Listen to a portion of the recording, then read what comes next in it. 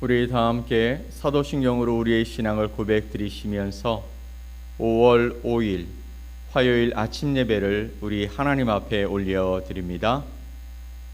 나는 전능하신 아버지 하나님 천지의 창조주를 믿습니다. 나는 그의 유일하신 아들 우리 주 예수 그리스도를 믿습니다. 그는 성령으로 잉태되어 동정녀 마리아에게서 나시고 본디오 빌라도에게 고난을 받아 십자가에 못 박혀 죽으시고 장사된 지 사흘 만에 죽은 자 가운데서 다시 살아나셨으며 하늘에 오르시어 전능하신 아버지 하나님 우편에 앉아 계시다가 거기로부터 살아있는 자와 죽은 자를 심판하러 오십니다. 나는 성령을 믿으며 거룩한 공교회와 성도의 교제와 죄를 용서받는 것과 몸의 부활과 영생을 믿습니다. 아멘. 우리 찬송 455장 함께 찬양드립니다.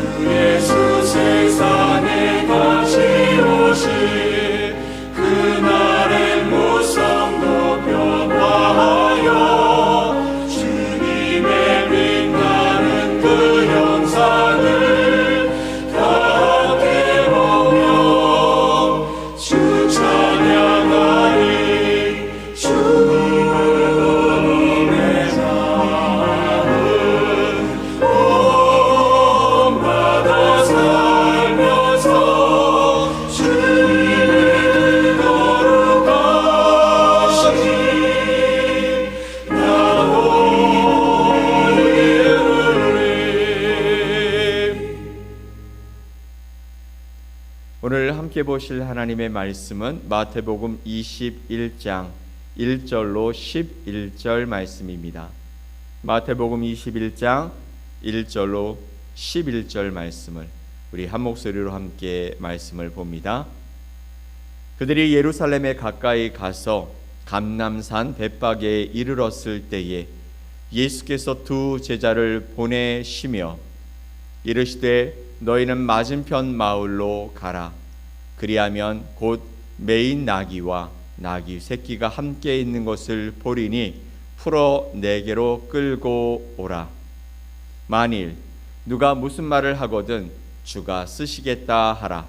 그리하면 즉시 보내리라 하시니 이는 선지자를 통하여 하신 말씀을 이루려 하심이라. 일러스되 시온 딸에게 이르기를 내 왕이 내게 임하나니 그는 겸손하여 나귀 곧 멍에 매는 짐승의 새끼를 탔도다 하라 하였느니라. 제자들이 가서 예수께서 명하신 대로 하여 나귀와 나귀 새끼를 끌고 와서 자기들의 겉옷을 그 위에 얹음에 예수께서 그 위에 타시니 무리의 대다수는 그들의 겉옷을 길에 펴고 다른 이들은 나뭇가지를 베어 길에 펴고 앞에서 가고 뒤에서 따르는 무리가 소리 높여 이르되 호산나 다윗의 자손이여 찬송하리로다. 주의 이름으로 오시는 이여 가장 높은 곳에서 호산나 하더라. 예수께서 예루살렘에 들어가시니 온 성이 소동하여 이르되 이는 누구냐 하거늘 무리가 이르되 갈릴리 나사렛에서 나온 선지자 예수라 하니라. 아멘. 오늘 마태복음 21장 1절로 11절 말씀을 통해 나귀를 타신 왕을 맞이하는 삶이라는 제목으로 여러분과 하나님의 말씀을 함께 나누겠습니다. 사랑하는 여러분, 우리 모두는 마음속 어딘가에 왕을 기다리며 살아갑니다. 이게 무슨 말일까요? 내 인생을 더 풍요롭게 해줄 왕, 나를 일으켜 세울 왕, 또 내 문제를 단번에 해결해 줄 왕을 간절히 바라며 살아간다라는 것입니다. 그래서 때로는 우리가 이렇게 기도하죠. 하나님, 왜 아직도 이 상황을 바꿔주시지 않습니까? 왜 더 빨리 응답해 주시지 않는 것입니까? 왜 그때 그 문제를 해결해 주시지 않아서 지금 이런 어려움 속에 처해 있는 것입니까? 우리는 솔직히 고백할 수밖에 없습니다.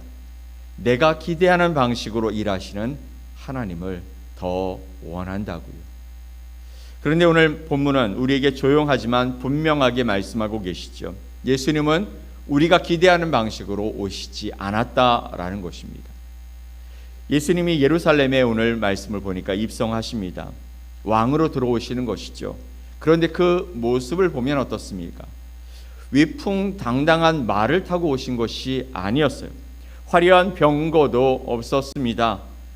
그리고 오히려 나귀를 타고 들어오시죠. 이 장면은 단순한 역사적 사건의 이야기가 아닙니다. 이것은 하나의 중요한 선언이기도 한 것이죠. 너희가 기대한 왕이 아니지? 하지만 나는 이런 왕이다 라고 말씀하시는 것입니다. 그리고 동시에 우리 각자를 향한 따뜻한 질문이기도 합니다. 그렇다면 너는 이런 왕을 어떻게 맞이하겠냐? 네가 기대하지 않은 왕을 너는 어떻게 맞이할 것이냐? 오늘 이 말씀을 통해서 세 가지를 함께 살펴보려고 합니다. 첫 번째, 예수님은 어떤 왕이셨을까요? 7절 말씀을 보면 예수님은 의도적으로 나귀를 선택하셨습니다. 나귀와 나귀 새끼를 끌고 와서 자기의 겉옷을 그 위에 얹음에 예수께서 그 위에 타시니, 나귀와 나귀 새끼를 끌고 와서 예수님이 그 위에 타셨다 말씀하고 있죠. 예수님이 의도적으로 나귀를 선택하셨다라는 것은 그 이전에 예수님이 두 제자를 보내시면서 이 나귀와 나귀 새끼를 끌고 와라 라고 말씀하신 데에 기인합니다. 사실 이것은 스가랴의 예언의 말씀의 성취로 봅니다. 4절과 5절 말씀을 봅시다. 이는 선지자를 통하여 하신 말씀을 이루려 하심이라.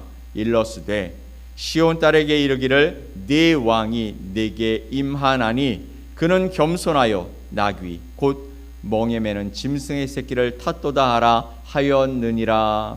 아멘. 선지자 누구입니까? 스가랴 선지자의 예언입니다. 그 예언이 이루어지게 하려 하셨다.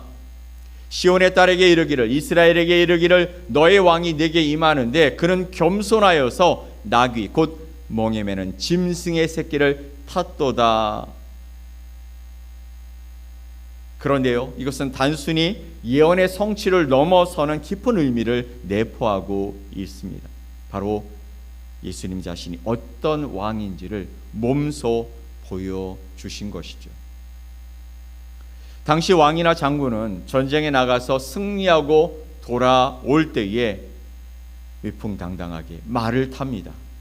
또 병거를 타고 당당히 그곳에 입성하게 되죠. 나에게는 이런 힘이 있다. 힘을 드러내기 위해서입니다. 나에게는 이런 권세가 있다.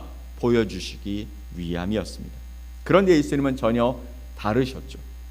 말이 아닌 나귀를 타셨고, 과시가 아닌 겸손을 보이셨고, 지배가 아닌 평화를 보여주시고자 하신 것입니다. 예수님은 힘으로 다스리는 왕이 아니라 자신을 내어주시는 왕으로 이 땅에 오셨기 때문이죠. 여기서 우리는 한 가지를 분명히 기억해야 합니다.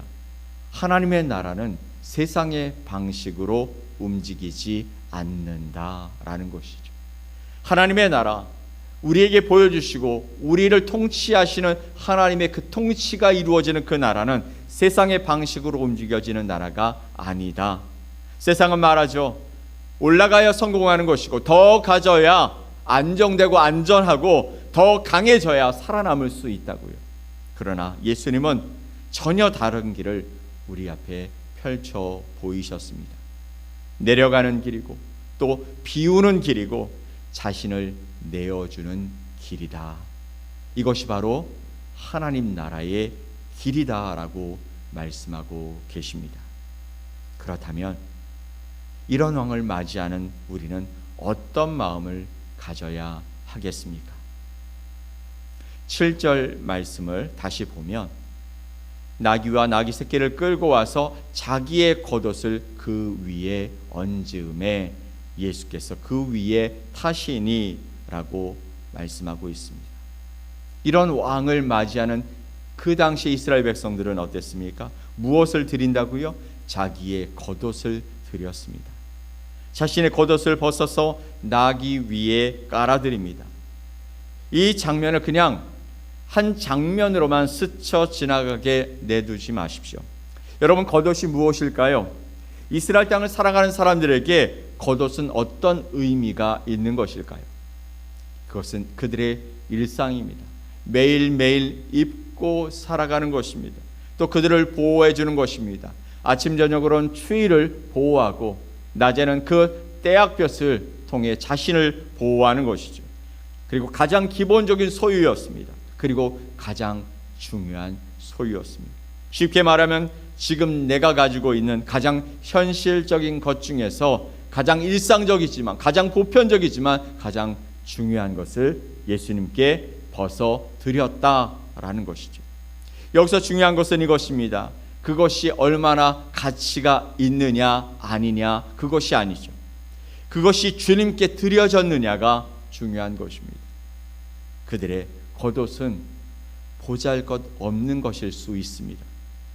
8절 말씀, 무리의 대다수는 그들의 겉옷을 길에 펴고 다른 이들은 나뭇가지를 베어 길에 폈다. 거친 바람, 뜨거운 햇살에 그을리고 그래서 낡아진 그 외투가 뭐 그리 가치가 있었겠습니까? 예수님께 드려졌다고 해서 그것이 몇 천만 원짜리의 그 좋은 외투로 변하는 것입니까? 그렇지 않다라는 것이죠. 하지만 여러분, 주님께 드려졌을 때 그것은 왕이 앉으시는 자리가 되었고 그리고 왕이 지나가시는 길이 되었다라는 것이죠. 여러분, 이것이 신앙입니다. 내가 가진 것이 비록 작아도 괜찮습니다. 내가 가진 것이 부족해도 괜찮습니다.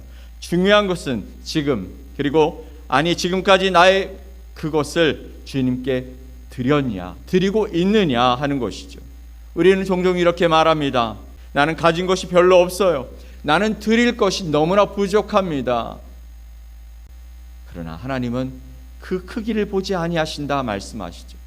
중심을 보시는 하나님, 작은 순종이고 작은 헌신이고 작은 기도 하나를 가치 있게 보고 또 그것에 하나님은 감동하신다 말씀하시는 것이죠.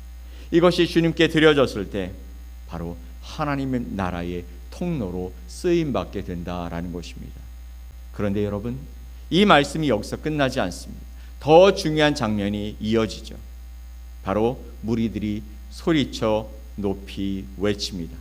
앞에서 가고 뒤에서 따르는 무리가 소리 높여 이르되 호산나 다윗의 자손이여 찬송하리로다. 주의 이름으로 오시는 이여 가장 높은 곳에서 호산나 하더라. 아멘.